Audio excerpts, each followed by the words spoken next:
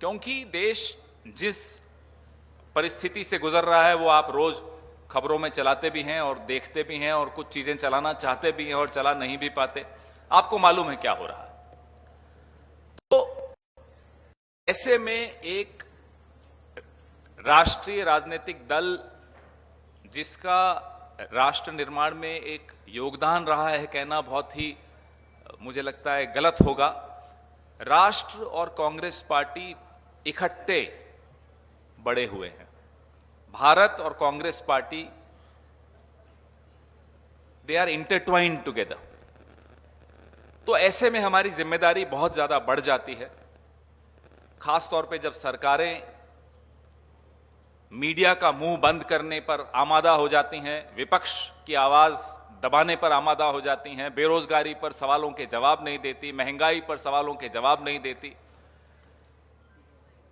अर्थव्यवस्था की जो हालत है उस पर चर्चा नहीं चाहते, चीन आपके बॉर्डर्स के भीतर घुसता चला जा रहा है, उस पर आपको कोई चिंता नहीं है, कोई भय नहीं है। उल्टा आप अपने ही देश के मीडिया, अपने ही देश के रक्षा विशेषज्ञ, अपने ही देश के सेवानिवृत्त फौज के अधिकारियों, अपने ही देश के विपक्ष को लाल आंख दिखाते हो। लाल आंख दिखानी कहीं और थी आपको। और अब तो आपने देखा, इसी हफ्ते जयशंकर जी ने इंटरव्यू दिया। वो इंटरव्यू पढ़कर एफएम का फुल फॉर्म ही बदल गया। एफएम को हम नॉर्मली कहते थे फॉरेन मिनिस्टर, फेल्ड मिनिस्टर का दर्जा एफएम को अब उन्होंने खुद दे दिया, हमने नहीं दिया। जिस तरह की उन्होंने भाषा का इस्तेमाल किया कि चीन तो भाई बहुत बड़ा है, इतनी बड़ी अर्थव्यवस्था है, हम उसको कैसे आंख दिखा सकते हैं। ये भारत का विदेश मंत्री कह रहा है कि चीन बहुत बड़ा है, हम उसको आंख नहीं दिखा सकते। इंदिरा जी के वक्त बांग्लादेश की जब लिबरेशन की वॉर चल रहा था, अमेरिका ने हमें आंख दिखाने की कोशिश की थी। इंदिरा जी के पास भी ये बहाना था कि अरे अमेरिका तो बहुत बड़ी अर्थव्यवस्था है, छोड़िए, चलिए हम पीछे हट जाते हैं। इंदिरा जी ने तो ऐसा नहीं कहा था। 1962 की वो बात करते हैं, हम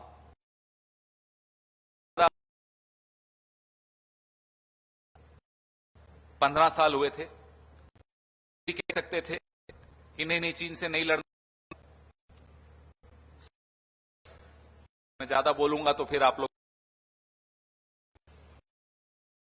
तो नहीं किया, हमने लड़े। आज बिना लड़े एक कमजोर प्रधानमंत्री, एक कमजोर केंद्र सरकार, एक बहादुर सेना के होने के बावजूद हम अपना सीमाओं की रक्षा नहीं कर पा रहे। चीन बराबर घुसता चला आ रहा है। नए नए बहाने रोज होते हैं, लेकिन कितने भी बहाने बना लीजिए, 19 जून 2020 का वो काला दिन हम नहीं भूल सकते, देश कभी नहीं भूल सकता, ये विश्व नहीं भूल सकता, जब भारत के प्रधानमंत्री ने चीन को क्लीन चिट दी कि ना कोई घुसा ना कोई आया। अब उस वक्तव्य को ढकने के लिए कभी जयशंकर जी कुछ बोल देंगे, कभी कोई नया बहाना बना देंगे, लेकिन उससे कुछ होने वाला नहीं। उनकी ये टिप्पणी खेदजनक है, निंदाजनक है कि चीन एक बड़ी अर्थव्यवस्था है इसलिए हम उनसे लड़ नहीं सकते। तो इस माहौल से ये देश गुजर रहा है।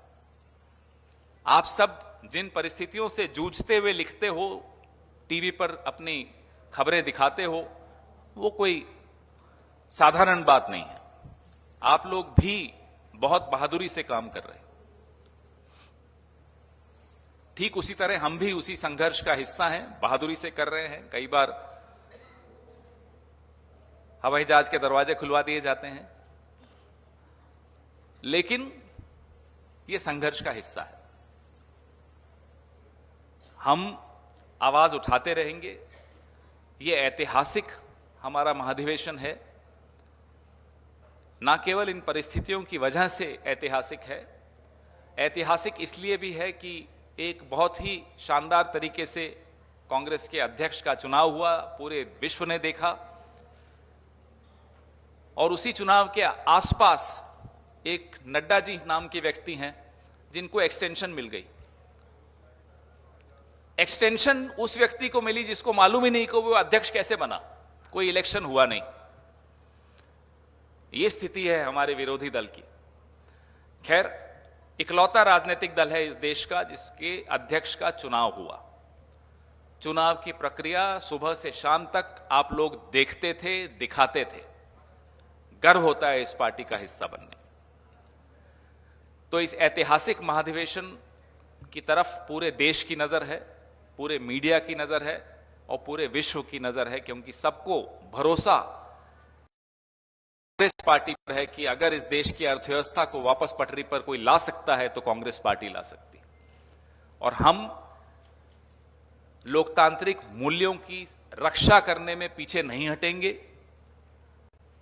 व्यवस्था को पटरी पर फिर से पीछे नहीं हटेंगे। हम अपनी जिम्मेदारी समझते हैं, ये एक ऐतिहासिक जिम्मेदारी है और हम इस जिम्मेदारी से बचकर नहीं भागने वाले। हमें कोई डरा नहीं सकता। जो भी सुन रहे हैं आपके माध्यम से, उन्हें भी समझ लेना चाहिए, डर के लोग हम नहीं बैठे हैं यहां। हम निडर हैं इसलिए यहां 8 साल से संघर्ष कर रहे हैं। हम निडर हैं इसलिए 150 साल पुरानी पार्टी है। हम निडर हैं इसलिए अंग्रेजों से हमने लोहा लिया था। इस देश में एक ऐसा संगठन जो अंग्रेजों के साथ हाथ मिलाकर हमें हराने की चेष्टा करता था, उसको भी हमने नेस्तनाबूद किया। तो हमसे टकराइए, आप टकराते रहिए, आपका हक है, लेकिन हमें डरा सकेंगे ये मत सोचिए। आप कभी नहीं डरा सकेंगे। आपके सवाल।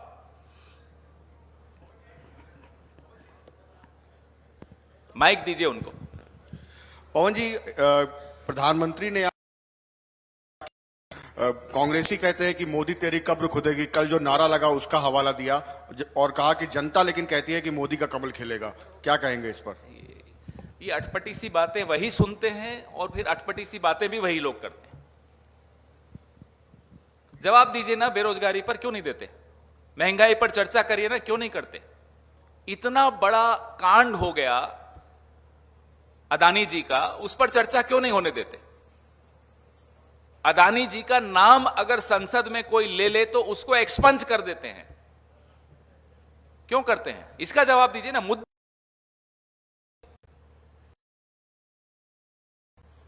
चीन पे जवाब देते नहीं, अदानी जी पे जवाब देते क्यों देते? क्यों आप बढ़ती तेल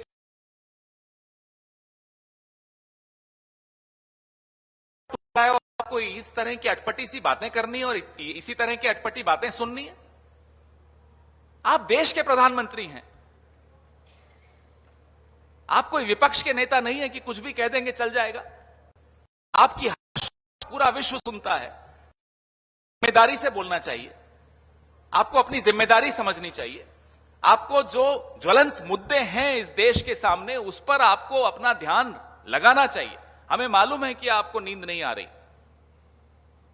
लेकिन जिन कारणों से आपको नींद नहीं आ रही है वो कारण ठीक नहीं है। वो कारण महंगाई होना चाहिए, वो कारण बेरोजगारी होना चाहिए, वो कारण चीन होना चाहिए, वो कारण अदानी नहीं होना चाहिए।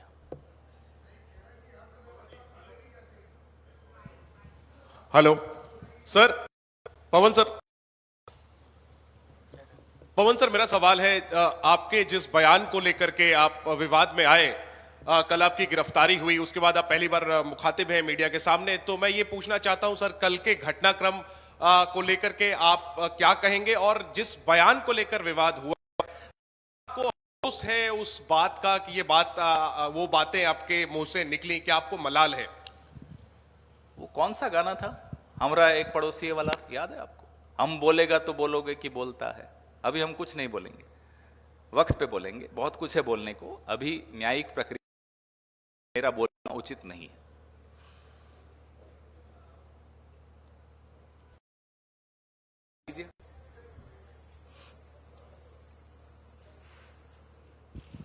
हेलो खेड़ा साहब, मेरा सवाल। खेड़ा साहब, सर मैं डॉक्टर अनिल द्विवेदी हूं और मेरा सवाल ये है कि सुनने में आ रहा है कि CWC में इस बार 50% महिलाओं, अच्छा फैसला है। लेकिन मैं ये पूछना चाहता हूं कि 10 साल यूपीए की सरकार रही, महिला आरक्षण बिल आज भी लटका हुआ है, आपके समय में भी लटका हुआ था। ये जरूरत क्यों कांग्रेस को महसूस हुई कि वर्किंग कमेटी में 50% महिलाओं को पद दिए जाए? जो आपने कहा वर्किंग कमेटी का निर्णय वो आपको पहले मिल गया होगा, मुझे नहीं मिला, तो मैं उस पर तो नहीं टिप्पणी करूंगा। जो आपने दूसरी बात कही कि 10 साल, एक लोकतंत्र में द्विवेदी जी, कोई निर्णय कितना ही अच्छा निर्णय क्यों नहीं हो, वो थोपा नहीं जा सकता देश पर, समाज पर या देश की राजनीतिक प्रणाली पर। निर्णय लेने से पहले, जिसको अंग्रेजी में कहते हैं you to prepare the ground, आपको तैयारी करनी पड़ती है, आपको लोगों के बीच में जागरूकता लानी पड़ती है, आपको लोगों का कॉन्सेंसस बनाना पड़ता है। आसान नहीं होता है इस एक लोकतंत्र में निर्णय लेना और सरकारें चलाना। ताली बजाकर 500 और 1000 के नोट बंद करने जैसे निर्णय हम नहीं ले सकते। अचानक टीवी पर आए, 8 बज गए साहब, 12 बजे ताले बंद, सब बंद, लॉकडाउन, ऐसे निर्णय हम नहीं ले सकते। कांग्रेस पार्टी इस देश की नब्ज समझती है। कांग्रेस पार्टी जानती है कि कोई भी महत्वपूर्ण निर्णय लेने से पहले इस देश को विश्वास में लेना चाहिए, हर वर्ग को विश्वास में लेना चाहिए। वर्गों को आपस में लड़ाना नहीं है। निर्णय लेना बड़ा आसान होता है, लड़ाइयां करवाना बहुत आसान होता है। तो जब इस तरह के निर्णय लिए जाते हैं उसमें समय लगता है, लेकिन वो जब आप लोगों को विश्वास में लेकर निर्णय लेते हो, हर वर्ग को विश्वास में लेकर निर्णय लेते हो, तो निर्णय अचूक होता है और समाज के लिए हितकारी होता है, देश के लिए हितकारी होता है। हेलो पवन जी, मेरा सवाल आपसे ये है, हालांकि अभी जनेंद्र के सवाल पे आपने कहा कि अभी जब समय आएगा मैं बोलूंगा, लेकिन इस बीच असम के मुख्यमंत्री का एक बयान आया कि हमने ये कार्रवाई इसलिए करी और उसके बाद अनकंडीशनल अपॉलॉजी आपके नाम को लेकर उन्होंने कहा कि मांगी है और मान ली है, और उसके बाद में अब आगे से समाज में, सोसाइटी में इस तरीके के बयान नहीं आएंगे, इसलिए हमने ये कार्रवाई करी थी। इस पर आपका क्या कहना है? और दूसरी बात यह है, पंजाब में जो है इंसिडेंट सामने आ रहे हैं जिनकी आज सिडनी तक है, ब्रसल तक है। ब्रसल में तो इंडियन जो हाई कमीशन है वहाँ पर बाकायदा जो है कुछ खालिस्तानी लोगों ने उसको टारगेट किया, और सिडनी के अंदर और मेलबर्न के अंदर मंदिरों के ऊपर धमकी भी दी गई है। इन दोनों पे मैं आपका बयान चाहता हूँ। पहले पे मैं कोई बयान नहीं दूंगा, क्योंकि मेरा पहले दिन से 17 तारीख जब मुंबई में मैंने प्रेस वार्ता की, तब से जो मैंने कहा और जो मैंने ट्वीट किया, मैंने स्पष्ट तौर पे कहा था कि ये मैंने गलत बोला है, मेरा मतलब ये था, तो इसलिए मैं उस पर और कोई टिप्पणी नहीं करूंगा। दूसरा जो आपका सवाल है, बहुत चिंता का विषय, आतंकवाद और ऐसे संगठन, जिन संगठनों की आप बात कर रहे हो, जो सर उठा रहे हैं पंजाब में, ये अपने आप में देश के लिए और विश्व के लिए एक खतरे की घंटी है, और मुझे नहीं लगता कि पंजाब सरकार सक्षम है इस स्थिति को समझने में भी। इस स्थिति से निपटना तो बहुत दूर की बात है, इस स्थिति को समझने में भी सक्षम है या नहीं, मुझे इसमें संशय है। एक व्यक्ति देश के गृह मंत्री को, वो आज भी सरेआम आजादाना घूम रहा है, कोई कानूनी कार्रवाई उस पर नहीं हो रही। देश का गृह मंत्री देश का होता है, एक तरह से सीधे सीधे को धमकी दी जाए और वो व्यक्ति पर कोई कानूनी कार्रवाई नहीं हो, कोई हवाई जहाज नहीं रोकते हैं, कोई हवाई जहाज से उतारे नहीं जाते हैं, कोई किसी प्रदेश की पुलिस नहीं जाती है, तो आतंकवाद को कोई समर्थन कर रहा हो, उसके लिए नियम कुछ और हो, नियम हो, तो ये अपने आप में चिंता का विषय है। जो हो रहा है वो कुछ, उम्मीद करता हूं कि राज्य सरकार हो या केंद्र सरकार हो, दोनों का ध्यान इस तरफ होगा और इसका उदाहरण हमें दिखेगा आने वाले कुछ घंटों में, दिनों में भी नहीं, क्योंकि स्थिति वाकई विस्फोटक है।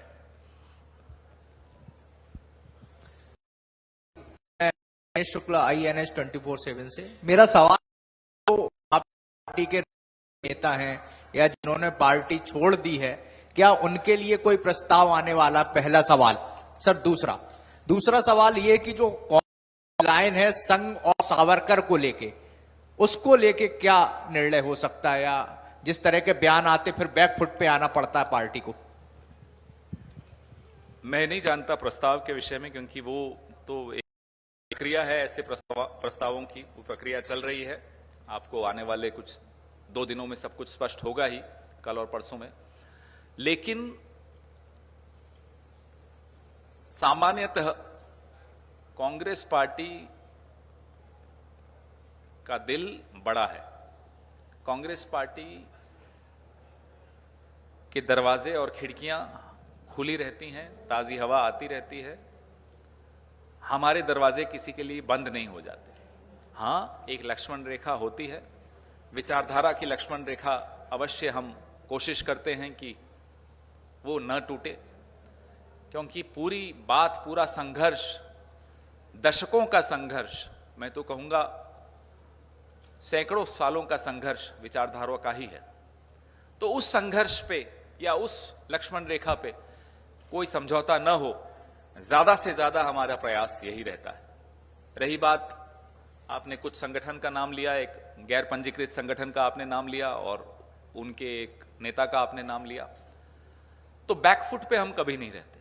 लेकिन मैं आपको एक बात बताना चाहता हूं कि सेंट्रिज्म जो हमारी विचारधारा है कांग्रेस पार्टी की, वो न लेफ्ट है न राइट है, वो उन दोनों का सम्मिश्रण है।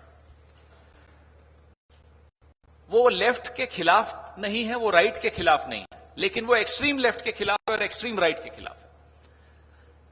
यही इस देश की विचारधारा है, यही सनातनी विचारधारा भी है, परंपरा भी यही है। यही हर धर्म का निचोड़ है, हर धर्म का। आप बुद्धिज्म ले लो, इस्लाम ले लो, जैनिज्म ले लो, सिखिज्म ले लो, पारसी, ज़ोरास्ट्रियनिज्म, आप कोई धर्म उठा के देख लीजिए। मैंने आपको कहा सनातनी परंपरा के भी विषय में, उन सबका निचोड़ वही है जो कांग्रेस की विचारधारा है। सेंट्रिज्म को हिंदी में क्या कहते हैं? मध्य मार्ग। तो मध्य मार्ग में कभी कोई बैकफुट पे नहीं जाता है। मध्य मार्ग में यह सुनिश्चित किया जाता है कि हमारे कदम कहीं ज्यादा लेफ्ट में ना चले जाएं, हमारे कदम कहीं ज्यादा राइट में ना चले जाएं। कदम आगे ही बढ़ते हैं, पीछे नहीं जाते। सुबह जो स्टेयरिंग कमेटी की बैठक में ये डिसीजन लिया गया, जो बताया गया कि महत्वपूर्ण संशोधन किया जाएगा, जो आदि दलित महिला युवाओं की जो जगह है वो सुनिश्चित की जाएगी। क्यों ऐसा लग रहा है कि इसको एक तरह से कहें कि इसके नीचे एक लकीर खींचनी पड़ रही है, या इसको स्पेसिफाई करना पड़ रहा है? आपका सवाल है। एक जिम्मेदार विपक्ष परिस्थिति को समझते हुए, भांपते हुए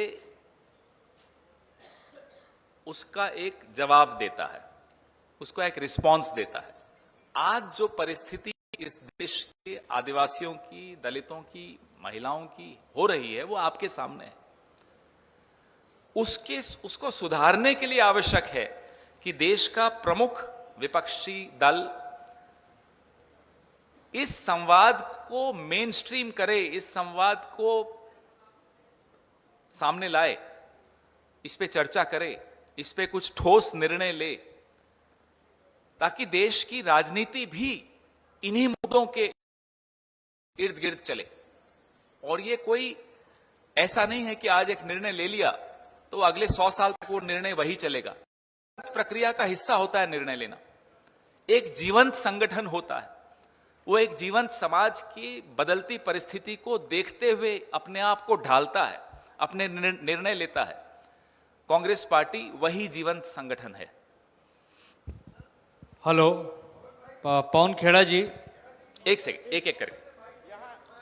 अभी माइक आ जाएगा। हेलो, आपकी आवाज बुलंद है लेकिन माइक फिर भी अच्छा लगेगा। पवन जी, मेरा आपसे सवाल यह है कि आज सुबह स्टीयरिंग कमेटी की महत्वपूर्ण बैठक हुई। महत्वपूर्ण आपने फैसला लिया कि कांग्रेस वर्किंग कमेटी का चुनाव नहीं होगा। इस बैठक में राहुल गांधी, सोनिया गांधी, प्रियंका गांधी शामिल नहीं हुए।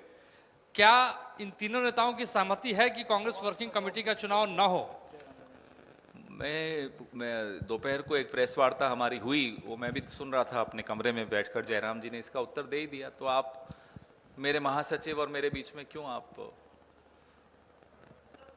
अच्छा नहीं लगता, छोड़ दीजिए। पवन जी, क्या पॉलिटिकल रेजोल्यूशन, मेरे जनरल सेक्रेटरी हैं, उन्होंने बोल दिया, फिर चेयरमैन अलग कुछ बोल दे तो अच्छा नहीं लगता। पवन जी पॉलिटिकल रेजोल्यूशन में क्या हम अलायंस के ऊपर कुछ कंक्रीट देखने को मिलेगा कि आप वेस्ट बंगाल में यदि लेफ्ट के साथ जाते हैं तो टीएमसी का क्या करेंगे, या जिन राज्यों में आपके टकराव में वहां क्षेत्रीय दलों से, उसके लिए कोई गाइडलाइन होगी कि कांग्रेस 2024 में कैसे लीड करेगी विपक्षी कोalition को? प्रस्ताव क्या होता है उस पर तो मैं अभी कोई टिप्पणी नहीं करूंगा, क्योंकि प्रक्रिया चल रही है। पहले बोल देना कि मैं जानता भी नहीं हूं कि आप अंदर चल रहा है, क्योंकि मैं तो यहां बैठा हूं। तो जो भी निर्णय होगा आपके सामने जल्दी ही आएगा। जो भी निर्णय होगा सबकी सहमति से होगा। अलग अलग राज्य के प्रतिनिधि हैं, यहां प्रदेश अध्यक्ष भी हैं, महासचिव भी हैं अलग अलग राज्यों के, वहां की बड़े नेता भी हैं। तो वहां की क्या परिस्थिति है, उस परिस्थिति को जहन में रखते हुए आम सहमति बनाकर जो निर्णय निकलेगा वो आपके सामने आएगा। लेकिन इस प्रक्रिया में समय लगता है, इसलिए 3 दिन का हमारा सत्र है, सब चर्चा चल रही है। ठोस निर्णय होगा, इसमें कोई शक नहीं होना चाहिए। प्रदीप सर, मेरा एक सवाल है कि विपक्षी एकता को लेकर ही क्या कब तक पूरी रूपरेखा तैयार हो जाएगी, क्योंकि कई दल अभी भी कांग्रेस को स्वीकार करते हुए दिखाई नहीं दे रहे हैं। विपक्ष के जो दल हैं, क्या उनके साथ कोई बातचीत चल रही है? देखिए, ये बातचीत चलना या इस प्रक्रिया का होना, ये कोई इसकी तारीख, स्टार्टिंग डेट और एक्सपायरी डेट होती नहीं है, ये चलती रहती है। कुछ चीजें दिखती हैं, कुछ घटनाएं दिखती नहीं हैं, लेकिन वो घटनाएं होती रहती हैं। इसमें दुर्घटना नहीं होगी, ये मैं आपको बता सकता हूं। पवन जी, मैं A1 न्यूज से अभिषेक झा हूं। आपने एक बात कही, सबसे पहले उससे जिक्र करूंगा मैं। आपने कहा कि मध्य मार्गी, मैंने मध्य कहा बीच से, उसमें आपने मीडिया का जिक्र छोड़ दिया। शायद आप लोग वाम और दक्षिण के बीच में मीडिया को भी मध्य में नदी की धार की तरह। एक सवाल मेरा आपसे है, आपकी बैठक में सबसे महत्वपूर्ण सवाल, इस वक्त इस साल में जिन 2 राज्यों में चुनाव होंगे उसमें राजस्थान और छत्तीसगढ़ भी है। गुजरात मॉडल को लेकर मुख्यमंत्री नरेंद्र मोदी देश के प्रधानमंत्री तक पहुंचे। आज 71 सीटों के साथ देश में सबसे अव्वल स्थिति में आप छत्तीसगढ़ में हैं। क्या छत्तीसगढ़ का मॉडल या राजस्थान का मॉडल या हिमाचल का मॉडल, कौन सा मॉडल आपके यहां इस बैठक में सबसे ज्यादा चर्चा का विषय है, जिसके सहारे आपके 23 और 24 की कार्य योजना बनेगी?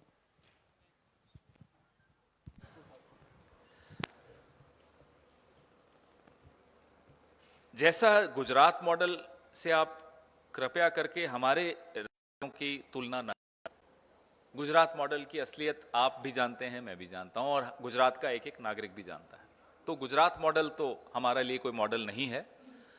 हां, छत्तीसगढ़ मॉडल है, राजस्थान मॉडल है, हिमाचल में अभी हमारे नए नए मुख्यमंत्री बने हैं, नई सरकार बनी है, लेकिन दावे के साथ कह सकता हूं कि अभी पिछले 1 महीने में उन्होंने भी ऐसे कई काम कर दिए हैं कि वो अपने आप में मॉडल बनने की दिशा में बढ़ रहे हैं। और राजस्थान, छत्तीसगढ़, हम कुछ वक्त मध्य प्रदेश पड़ोसी राज्य में रहे, उसमें भी कुछ ऐसे काम किए हैं जिसको भारतीय जनता पार्टी शासित प्रदेश भी, वो ठीक है मोदी जी से डर जाते हैं तो नहीं करते, लेकिन वह भी उसका अनुसरण करना चाहते हैं। और तो और कोविड मैनेजमेंट में प्रधानमंत्री स्वयं राजस्थान मॉडल का जिक्र कर चुके हैं, भीलवाड़ा मॉडल का जिक्र कर चुके हैं। छत्तीसगढ़ में ऐसी कई योजनाएं हैं जिसका केंद्र सरकार वर्णन भी कर चुकी है, उसके बारे में चर्चा भी कर चुकी है, और पूरा देश उसका अनुसरण करना चाहता है। तो कांग्रेस पार्टी, जाहिर सी बात है, ये हमारे शोकेस हैं, तो शोकेस तो हम दिखाएंगे ही, क्यों नहीं दिखाएंगे, क्योंकि इन्होंने बहुत अच्छा काम किया है। हमारी छत्तीसगढ़ की सरकार ने लाजवाब काम किया है, हमारे गहलोत साहब की सरकार, जो राजस्थान की कांग्रेस सरकार है, उन्होंने लाजवाब काम किया है। तो जाहिर सी बात है वो दिखाएंगे ही।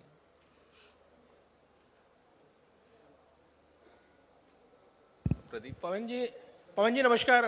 मेरा ये सवाल है कि जिस विचारधारा की बात आपने की है और खासतौर से लेफ्ट राइट जो कांग्रेस की विचारधारा स्पष्ट तौर पर आपने रखी है, लेकिन इस मध्यम वर्ग में कई बार हमने देखा है कि कांग्रेस डगमगा जाती है। एक तरफ लेफ्ट पार्टी के साथ वो गठजोड़ करती है त्रिपुरा में और दूसरी तरफ सीपीएम के साथ और लेफ्ट पार्टी लड़ाई होती है केरल में। तो ये मध्यम वर्ग में सहयोगी कौन होंगे आपके मिशन 2024 को लेकर? आप राजनीतिक परिस्थिति को विचारधारा के सफर को जोड़ते हुए आपने एक सवाल पूछा।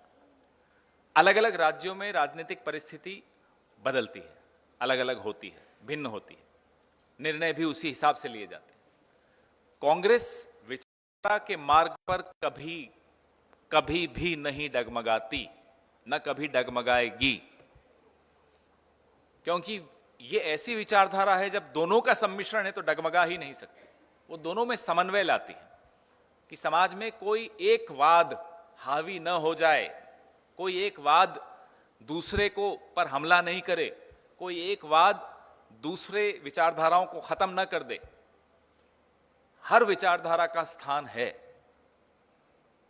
एक भी व्यक्ति किसी विचारधारा को मानता है इस देश का, उस व्यक्ति का सम्मान करना और उसके विचारधारा का सम्मान करना हमारा फर्ज है, हमारा कर्तव्य है। ये होती है मध्य मार्ग वाली विचारधारा।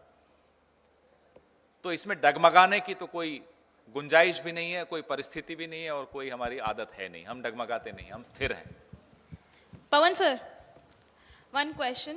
Sir, on one hand you are saying that there is internal democracy within the Congress party, while on the other hand we have seen that the steering committee has given this authority to the Congress president for nominating the Congress CWC members basically. So now the question is still there on the internal democracy of the Congress party, because there is no election but there is selection within the Congress. What is your response to that? I think it has already been responded by my secretary in charge, Mr. Jairam Ramesh. So I don't know which language did he respond it in. I'm sure he must have spoken in English and Hindi both. So where is it that you want me to respond again? In a democracy, if four of us choose to empower Mr. Vineet Punia to take a decision, it's a democratic process. It's a democratic decision. Where is the confusion?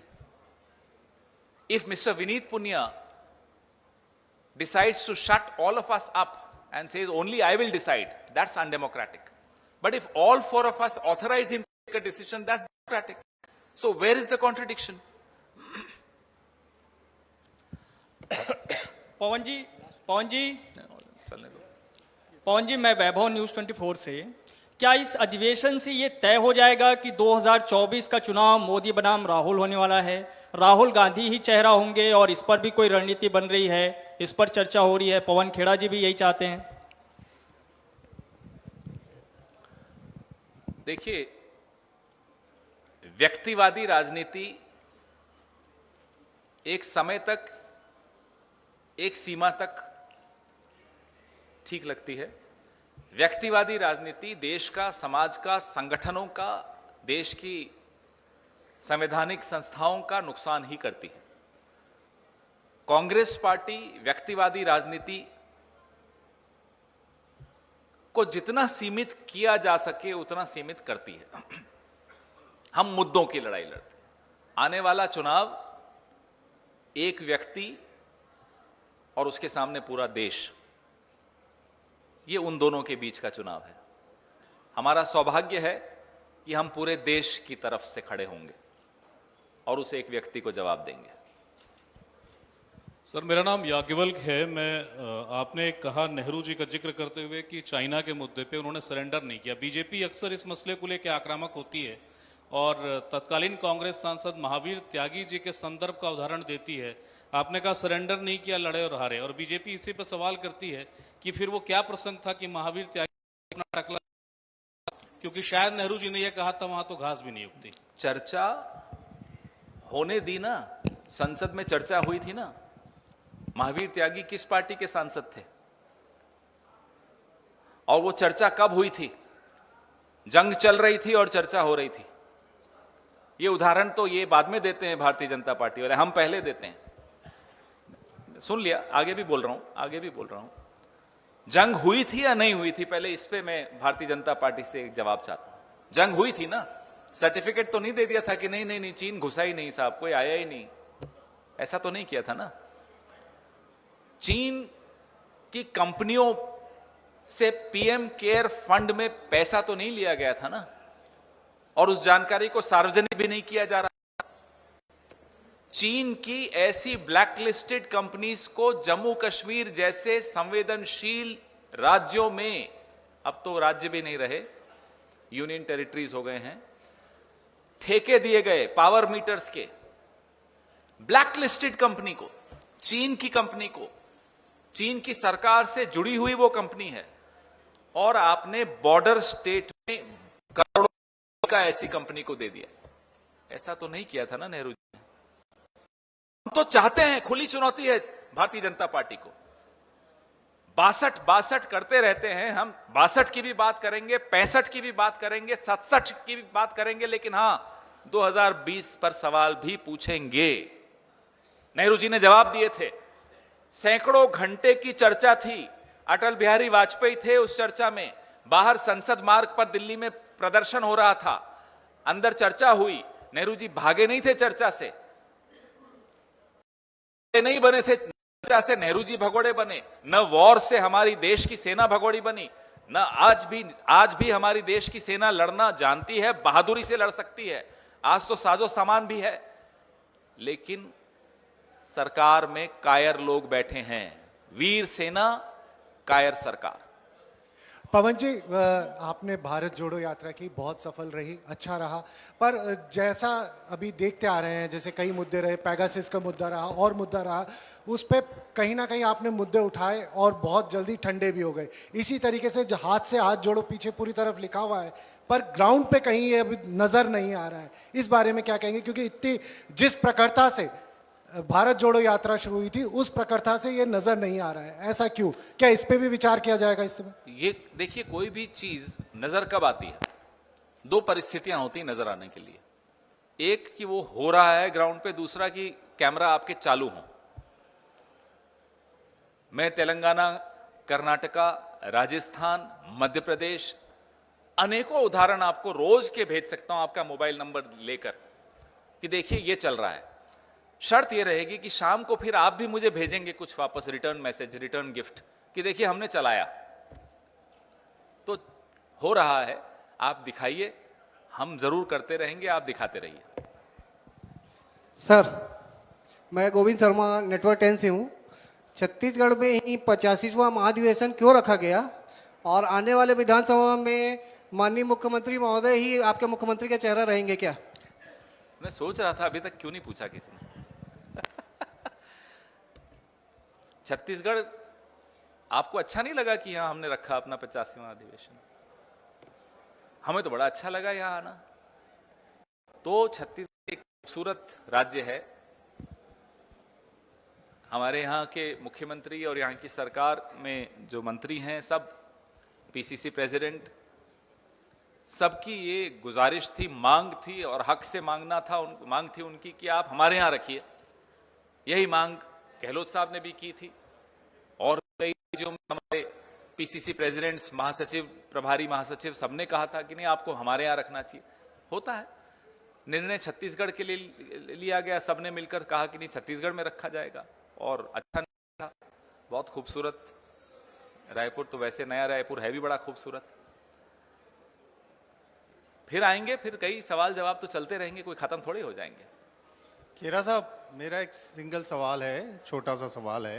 कहाँ है? कि आपने ढेरों सारे मुद्दे गिनाए आपने। मैं अवधेश हूँ एफपीजे से। जी अवधेश जी। और चाहे अनएम्प्लॉयमेंट हो या फिर इनकर्जन्स ऑन बॉर्डर हो, फिर चाहे इन्फ्लेशन हो, बहुत सारे मुद्दे आपने गिनाए। और कंटिन्यूसली जब से मोदी सरकार आई है, कंटिन्यूसली आप मुद्दे गिना रहे हैं। वो वेव क्यों नहीं बना पा रही है कांग्रेस, जिस प्रकार से बीजेपी ने वेव बनाया? कहाँ जाके अटक जा रहे हैं आप लोग? मैं जब भी कोई मेरा पत्रकार साथी ऐसा सवाल पूछता है, तो मुझे ये लगता है कि सवाल पूछते वक्त हम दोनों को इकट्ठे बैठ के सामने आईना रखना चाहिए। हम लोग आपके बगैर अधूरे हैं।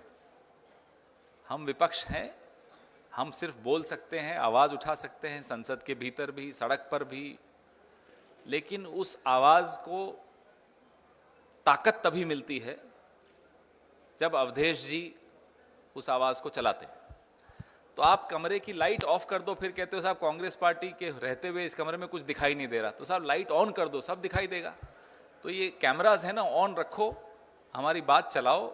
विपक्ष में आज हम हैं, कल भाजपा होगी और बिल्कुल होगी, तब उनकी चलाना, कोई दिक्कत नहीं। आज इस विपक्ष को आप थोड़ी मजबूती दीजिए, कल उस विपक्ष को दे दीजिएगा।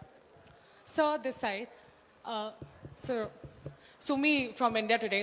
सर अगर ऑपोजिशन थर्ड फ्रंट तैयार होता है तो क्या उसका PM face non Congress face भी हो सकता है? Will Congress always maintain a big brotherly position? क्योंकि कांग्रेस हमेशा डेमोक्रेसी की बात करते हैं, सो क्या नॉन कांग्रेस पीएम फेस हो सकता है सर? These are questions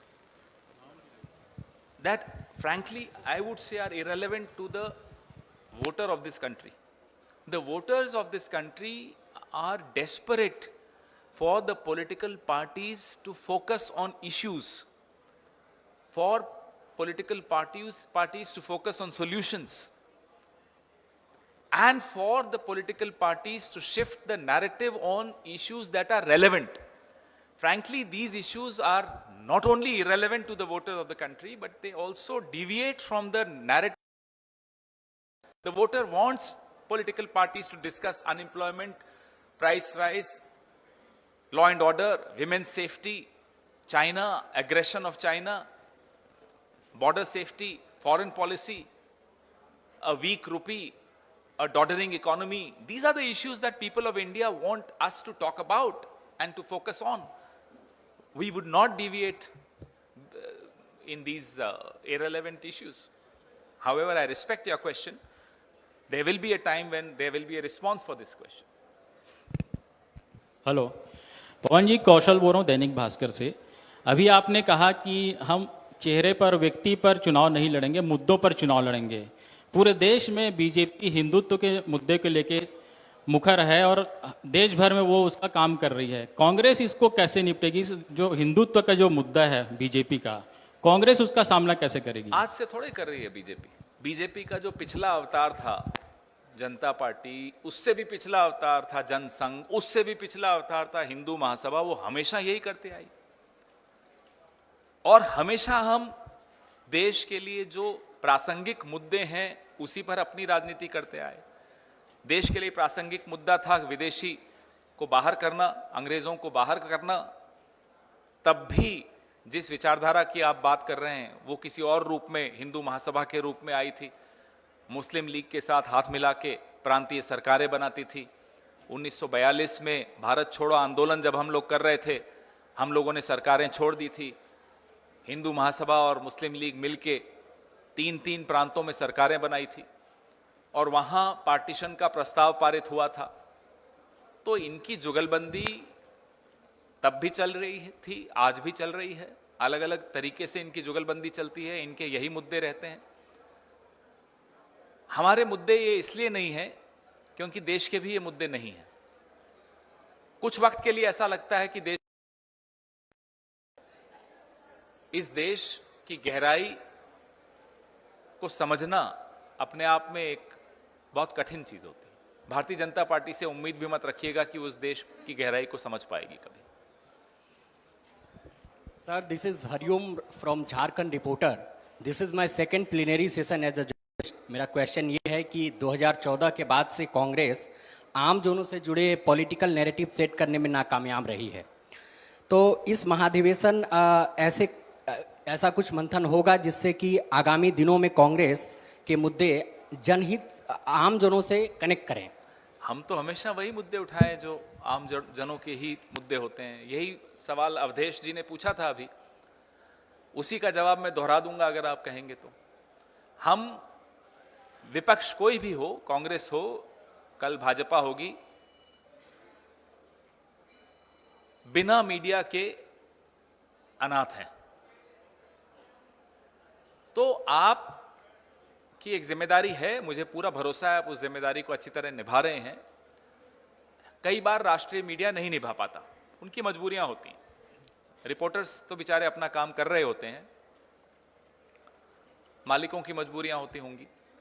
तो विपक्ष को ये लांछन देना, ये उल्हाना देना कि साहब आपके मुद्दे चल नहीं रहे, मुझे लगता है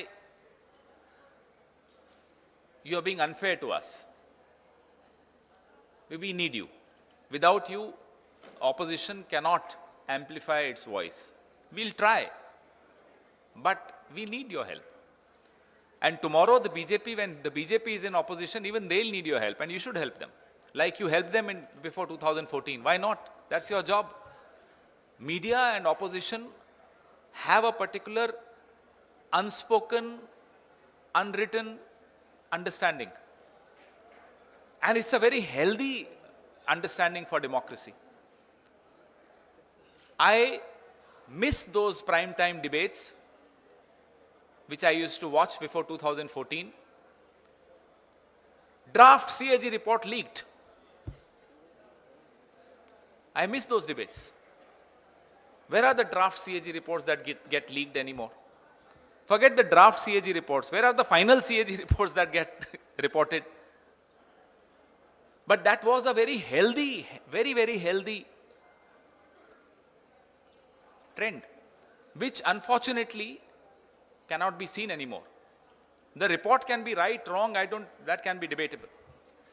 But where are those prime time debates? Show me one debate in the last 8 years in public interest as a campaign any media house ran which went contrary to the government narrative. It's unfortunate, but it's an unfortunate truth. So our struggle is not just to raise people's voice, not just to amplify those issues. Our struggle is, unfortunately, to do it alone, without the help of mainstream media, unfortunately, at times. With a very heavy heart, I have to say that. Pawan ji, Shubham Kumar, India 24/7 से। अभी ED CBI की Reds, फिर बयानबाजी, फिर गिरफ्तारी, फिर उसके बाद फिर प्रतिक्रिया, ये साइकिल कब तक चलता रहेगा? ये राजनीति का कौन सा स्तर है, और अगर रुकना हो तो किसे रुकना होगा? अप्रैल 2024 तक तो चलता रहेगा। रुकना कैसे है वो अप्रैल में आपके हाथ में है, कैसे रोकना है उसको। हमारे हाथ में और आपके हाथ में, वोटर के हाथ में। रुक जाएगा, देर नहीं लगती, एक बटन दबाना पड़ता है बस। ईवीएम पे ना एक बटन दबाना पड़ता है, रुक जाएगा। पवन जी, सुमन पांडे हूं, दैनिक भास्कर। तो आपसे उम्मीद थी कि कुछ आप अंदर की खबर लाएंगे। खैर, छत्तीसगढ़ में और पूरा देश आने वाले कुछ महीनों में चुनाव में चला जाएगा। अधिवेशन हो रहा है, तमाम बड़े नेता जुटे हैं। वोटर को साथ कैसे लाएंगे, इस पर भी कोई डिस्कशन है क्या, कोई तैयारी है क्या, या कोई लाइन तय हो रही है जिससे वोटर कांग्रेस के साथ खड़ा दिखाई दे? जाहिर सी बात है, राजनीतिक दल जो भी करता है वो सबसे, उसके दिमाग में सबसे आगे ये बात होती है, प्राथमिकता इसी को दी जानी चाहिए और दी जाती है। भारत जोड़ो यात्रा भी एक संपर्क अभियान भी था, संपर्क अभियान वोटर से ही था। तो कांग्रेस पार्टी जो भी कह रही है या जो भी कर रही है वो वोटर को दिमाग में रखते हुए ही करती है। वो निर्णय, वही निर्णय लिए जाते हैं जो ज्यादा से ज्यादा लोगों के हित के निर्णय हो, और उनसे संपर्क एक निरंतर एक प्रक्रिया है, ये चलती रहेगी, बिल्कुल होगी। आप थके नहीं सवाल पूछ के? चलिए बोलिए। पवन जी, अविचल दुबे, न्यूज तक इंडिया टुडे ग्रुप से। काफी चर्चा मध्य मार्ग की कर ली, खैर बहुत फिलोसफिकल हो जाएगा, लेकिन पॉलिटिकल एरिना में देखें तो आप एक्सट्रीम राइट शिवसेना के साथ भी जाते हैं और एक्सट्रीम लेफ्ट के साथ भी जाते हैं, क्योंकि वो तो आप सरकार बनाने की स्थिति में होते हैं। खैर, जो बड़ी बात है वो आपने मॉडल की बात करी, आपने राजस्थान मॉडल की बात करी। क्या ये वही राजस्थान मॉडल है जो गुजरात में जाकर विफल हो जाता है, जिसमें पेपर लीक होते हैं? आप उसी राजस्थान मॉडल की बात कर रहे हैं जिसमें हर युवा जो है त्रस्त है और हर बार ये कह रहा है कि पेपर लीक के मुद्दे पर कोई बात नहीं की जा रही है, उसको अप्लाइड करना चाहते हैं? देखिए, गुजरात का भी आपने नाम लिया, राजस्थान का भी नाम लिया, तो चलिए तुलना करते हैं। 5 गुजरात में 26 पेपर लीक हुए थे। चलिए आप बताइए राजस्थान में कितने, मैं चुनौती से बात करता हूं। और क्या कार्रवाई हुई गुजरात में और क्या कार्रवाई हुई राजस्थान में। तो इस तरह से कह देना कि गुजरात की तर्ज पर राजस्थान में पेपर लीक होते हैं, नहीं, ये एक परंपरा नहीं है गुजरात की तरह। गुजरात में ये एक नियम बन चुका है एक तरह से। और तो और स्कूल के एग्जाम्स के पेपर लीक हो जाते हैं, तो गुजरात से आप तुलना करेंगे अच्छा नहीं लगेगा। हमारे यहां अगर इस तरह की घटना होती है तो उस पर त्वरित कार्रवाई भी होती है। आपने शिवसेना को एक्सट्रीम राइट बोला, सीपीएम को एक्सट्रीम लेफ्ट बोला, उस पर भी मैं आपसे चर्चा करने को तैयार हूं, भले इस प्रेस वार्ता के बाद या कल। अभी तो 2 दिन आपका साथ रहेगा उम्मीद करता हूं, तो चाय पे चर्चा की जाएगी इस पर भी। और फिलोसॉफिकल नहीं है, ये आइडियोलॉजिकल डिस्कशन है। आइडियोलॉजी रीड होती है राजनीति की और समाज की, तो उसको मैं फिलोसॉफिकल कह के डिसमिस नहीं करूंगा, बहुत महत्वपूर्ण होता है। जब मेरे इस तरफ बैठा हुआ व्यक्ति अपनी कुछ बातें छोड़कर थोड़ा और मेरे करीब आना चाहता है और इस तरफ का व्यक्ति भी कुछ अपनी विचारधारा का हिस्सा छोड़कर आना चाहता है, तो वो मध्य मार्ग हो जाता है, मध्य मार्ग मजबूत हो जाता है। मैं इस और इसमें समन्वय ला रहा हूं, हार्मोनाइज कर रहा हूं, ये होता है मध्य मार्ग। तो इसमें कोई गलत नहीं कर रहा हमने, अगर शिवसेना में भी से अगर हमने समझौता किया या सीपीएम से समझौता किया। सर मैं अभिषेक था, आपने अभी मीडिया पे सवाल किया, बहुत सारे सवाल नहीं कर, मैं कौन होता हूं सवाल करने वाला। मीडिया के अलावा आपने केंद्र की भी बहुत सारी कमजोरियां बताई, तो क्या 2014-2019 कांग्रेस की आप मानते हैं कोई भी कमजोरी नहीं रही, उस पर कोई मंथन नहीं होना चाहिए? बिल्कुल रही, मंथन हुआ, हो रहा है। वो कमजोरियां हम आपको क्या बताएं, आप ही हमें बताते हैं हर बार, और बतानी भी चाहिए, अच्छी बात है, आपका काम है। कमजोरियां हमारे जाहिर सी बात है रही होंगी और रही हैं, उनको सुधारने की दिशा में कदम भी उठाए गए, उठाए जा रहे हैं लगातार, ये भी एक सतत प्रक्रिया होती है। तो ये कह देना कि साहब कांग्रेस में कोई कमी ही नहीं रही, ये गलत होगा, कमियां हमारे में भी बहुत रही। खेड़ा जी इधर जी जी, ये राहुल जी दाढ़ी बढ़ाकर क्या बदलाव लाना चाहते हैं, या केंद्र सरकार को बदलेंगे या पार्टी में बदलाव लाएंगे? वो आप भी बढ़ाइए, आप पर सूट करेगी दाढ़ी, लग रहा है मुझे। आप बढ़ाकर मुझे फोटो जरूर भेजिएगा, मुझे लगता है कि आपकी दाढ़ी व्हाइट नहीं होगी, ब्लैक होगी और सूट करेगी। पवन जी, निशा द्विवेदी, आपने बहुत सारे मुद्दों पर चर्चा की, मसलों पर अपने जवाब भी दिया, अब अधिवेशन पर आते हैं। जी बिल्कुल बिल्कुल। अभी आप सब्जेक्टिव कमेटी की जो बैठक हो रही है उसमें भी आप शामिल हुए, कई सारे मुद्दे हैं उसमें और 6 मुद्दों पर चर्चा होनी है। तो हालांकि अब तक हमारे पास कोई सूचना नहीं आई है, तो उस पर अगर आप थोड़ा सा ध्यान आकर्षित करें कि क्या किन मसलों पर चर्चा हुई है और क्या बातचीत हुई है। 6 के 6 मुद्दे पर चर्चा चल रही है, अलग अलग लोग प्रस्ताव अपना सुझाव दे रहे हैं, प्रस्ताव दे रहे हैं, फिर उन प्रस्तावों और सुझावों पर चर्चा हो रही है। तो ये जाहिर सी बात है, बहुत विस्तृत चर्चा होती है। तो अभी कोई निष्कर्ष नहीं है कि जिस पर मैं कोई टिप्पणी कर सकूं। आने वाले कुछ दिनों में, आपको आने वाले 2 दिनों में सब कुछ सबके सामने होगा, लेकिन अभी प्रक्रिया जो चल रही है उस पर तो मैं आपको ज़्यादा नहीं बता पाऊंगा। जितने भी वहाँ भाग ले रहे हैं सबके पास अमूमन हर विषय पर कुछ ना कुछ कहने को है, और अच्छी बात है ये। इससे लगता है कि सब पूरी रुचि लेकर, पूरा समझकर, पढ़कर, चर्चा करके आपस में लोग बैठे हैं, तो अच्छा लगता है। हाँ जी जी सर, मैं भास्कर दूध से बोल रहा हूँ, और मैं आपसे एक ही सवाल करना चाहता हूँ कि बीजेपी इतनी आक्रामक क्यों हो गई है, और आपकी अपनी गिरफ्तारी पर आप क्या कहना चाहते हो? सॉरी, किसकी गिरफ्तारी? जी, पवन खेड़ा जी की गिरफ्तारी। छोटी सी बात है, कल रात गई बात गई, छोड़ी, कुछ और बात करते हैं। जी, मगर देश में कुछ माहौल कुछ बदल रहा हुआ है, और फिर ऐसी व्यवस्था होने के कारण क्या इस अधिवेशन से कुछ रास्ता तय हो पाएगा? बिल्कुल होगा, और हम और आप मिलकर वो रास्ता तय करेंगे। 2024 तक आप हमारा साथ निभाइएगा, 2024 के बाद नए विपक्ष का साथ निभाइए।